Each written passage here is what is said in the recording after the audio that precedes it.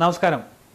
നമ്മൾ ഉപയോഗിക്കുന്ന ഓരോ മോട്ടോർ വാഹനങ്ങളും ഒരു നിശ്ചിത കാലയളവിന് ശേഷം അത് പുതുക്കി അതിൻ്റെ ടാക്സും ഫിറ്റ്നസ് സർട്ടിഫിക്കറ്റും എല്ലാം പുതുക്കി വീണ്ടും മറ്റൊരു 5 വർഷത്തേക്ക് ഉപയോഗിക്കുന്ന രീതിയെയാണ് റിന്യൂവൽ എന്ന് പറയുന്നത്. എന്നാൽ പല ആളുകളും ഇത് വലിയൊരു ബുദ്ധിമുട്ടുള്ള കാര്യമായി കരുതി, അല്ലെങ്കിൽ ഇതിന് പിന്നാലെ ഒരുപാട് നൂലാമാലകളുണ്ടെന്ന് കരുതി തങ്ങളുടെ പഴയ വാഹനം ഉപേക്ഷിച്ച് വീണ്ടും പുതിയൊരു വാഹനം വാങ്ങിക്കുന്നതിലേക്കാണ് പോകുന്നത്. എന്നാൽ ഇത് വളരെ സിമ്പിളായിട്ടുള്ള കാര്യമാണ്. എല്ലാവർക്കും വളരെ സിമ്പിളായി സ്വന്തമായി ചെയ്യാൻ പറ്റുന്ന ഒരു കാര്യം മാത്രമേ ഉള്ളൂ ഈ റിന്യൂവൽ എന്ന് പറയുന്നത്.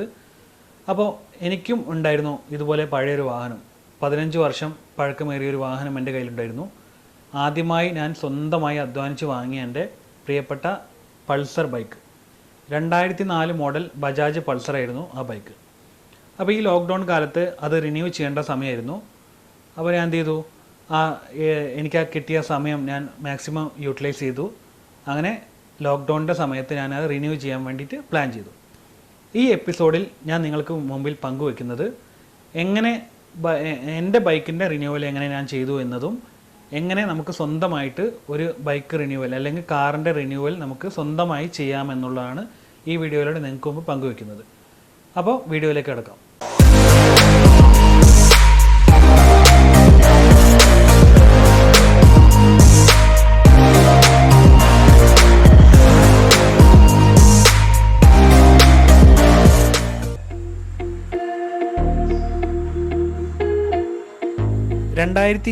ഏപ്രിൽ മാസമായിരുന്നു എൻ്റെ ബൈക്ക് റിന്യൂ ചെയ്യേണ്ട സമയം.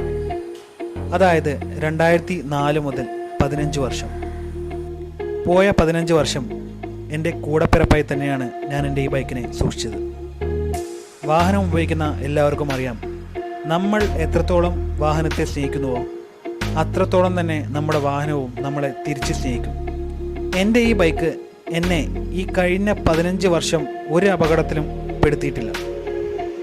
എന്നെ അത്രത്തോളം സ്നേഹിച്ച ബൈക്ക് ആയതിനാലാവണം ഇനിയും ഒരു 5 വർഷം കൂടി എൻ്റെ കൂടെ ഈ ബൈക്ക് വേണമെന്ന തീരുമാനത്തിൽ ഞാൻ എത്തിച്ചേർന്നത്.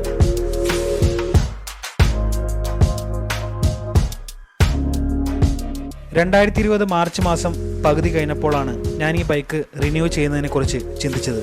റിന്യൂവൽ എന്നതിനെക്കുറിച്ച് യാതൊരു അറിവുമില്ലാത്തതിനാൽ ആദ്യം നിരവധി വർക്ക്ഷോപ്പുകളിലും മറ്റുമായി സമീപിച്ചു. അവരൊക്കെ വളരെ ഭീമമായ തുകയാണ് ആവശ്യപ്പെട്ടത്. അങ്ങനെ ഇരിക്കെയാണ് ലോക്ക്ഡൗൺ വന്നതും ജോലിയില്ലാതെ വീട്ടിൽ വെറുതെ ഇരിപ്പായതും. അപ്പോൾ ഞാൻ ചിന്തിച്ചു, എന്തുകൊണ്ട് ഇത് നമുക്ക് സ്വന്തമായി ചെയ്തുകൂടാ?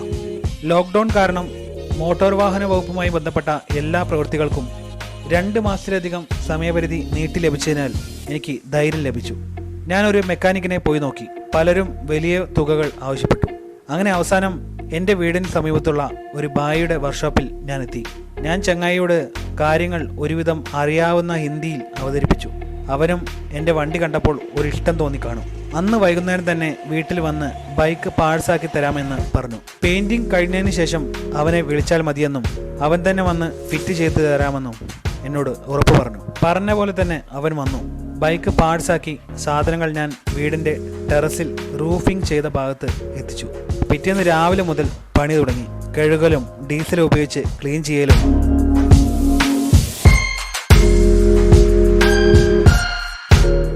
പിന്നീട് അങ്ങോട്ട് പെയിന്റിംഗ് ജോലികൾ ആരംഭിച്ചു.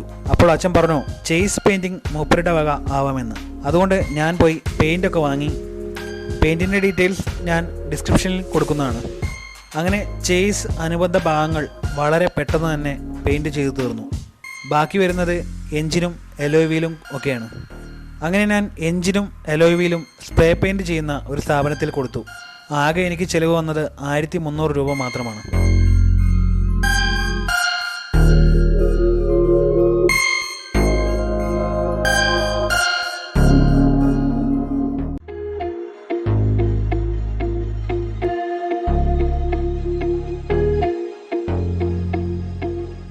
പെയിൻറ്റിംഗ് പൂർണ്ണമായും തീർന്നു. ഞാൻ ബായിയെ വേറെ മറിച്ചതിനെ തുടർന്ന് ബായി വീണ്ടും വന്നു. ചില്ലറ പാർട്സൊക്കെ വാങ്ങാനുള്ള ഒരു ലിസ്റ്റ് എനിക്ക് തയ്യാറാക്കി തന്നു. ബെയറിങ്ങും നെറ്റ് പോലുള്ള ചെറിയ സാധനങ്ങൾ മാത്രമായിരുന്നു വാങ്ങാനുള്ളത്. പിന്നെ അല്പം ഗ്രീസും. ബായി പിറ്റേന്ന് വന്ന് ഫിറ്റിംഗ് ആരംഭിച്ചു. സഹായത്തിന് ഞാനും അച്ഛനും. ഉച്ചയോടെ ഏകദേശം ഫിറ്റിംഗ് ജോലികൾ തീർക്കാനായി. ഇനി ബാക്കിയുള്ളത് വയറിംഗ് സംബന്ധമായ ജോലിയാണ്. അത് ഞാൻ ടൗണിൽ പോയി ഓട്ടോ ഇലക്ട്രീഷ്യൻ്റെ സഹായത്താൽ ചെയ്തു തീർത്തു.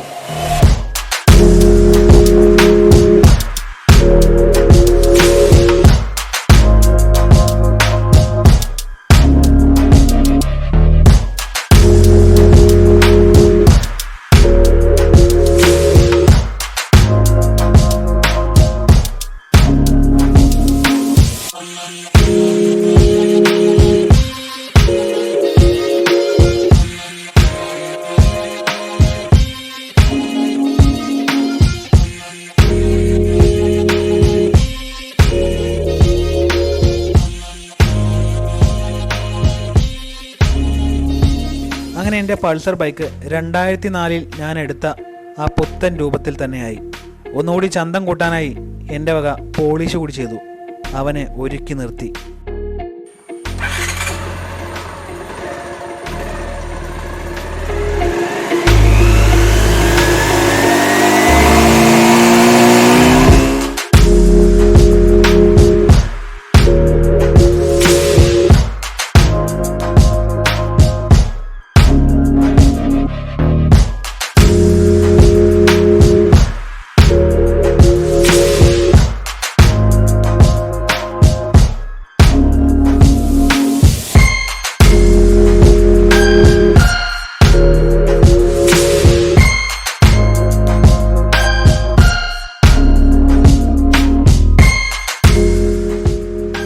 ഇനിയാണ് പ്രധാന ടാസ്ക്.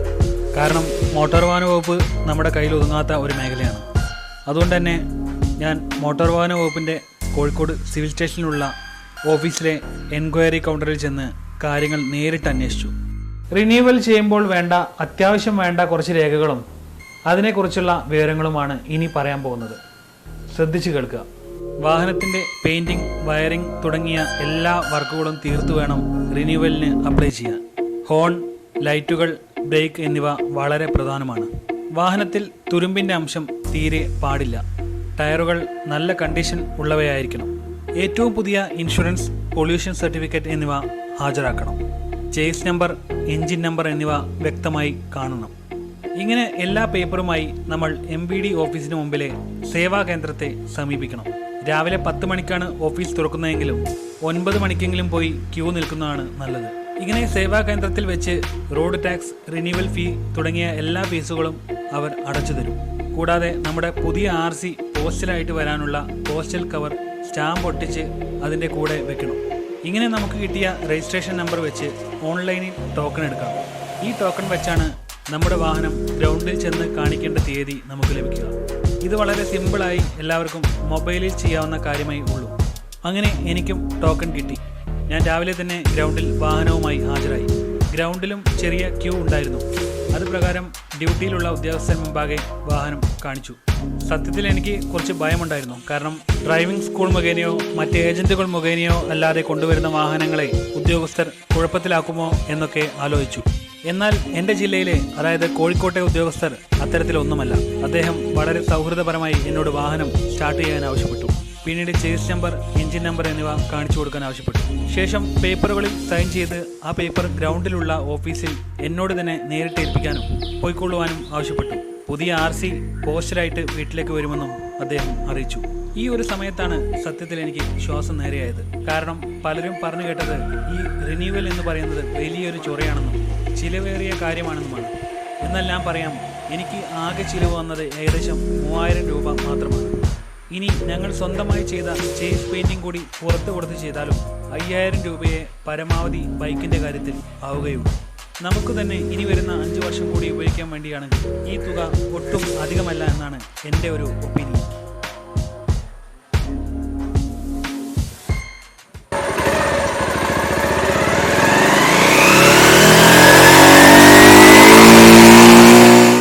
അപ്പോൾ അങ്ങനെ കാര്യങ്ങളൊക്കെ എല്ലാവർക്കും പിടികിട്ടി കാണുമല്ലോ അല്ലേ?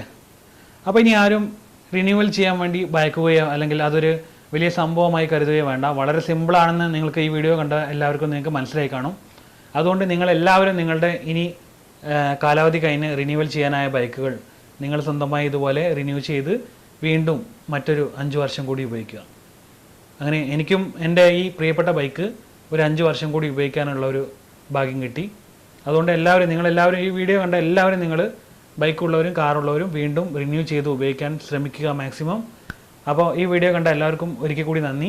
ഇനി ആരെങ്കിലും സബ്സ്ക്രൈബ് ചെയ്യാൻ ബാക്കിയുണ്ടെങ്കിൽ ദയവ് ചെയ്ത് ഈ ചാനൽ സബ്സ്ക്രൈബ് ചെയ്യുക. ഈ വീഡിയോ മറ്റുള്ളവർക്ക് ഷെയർ ചെയ്യുക.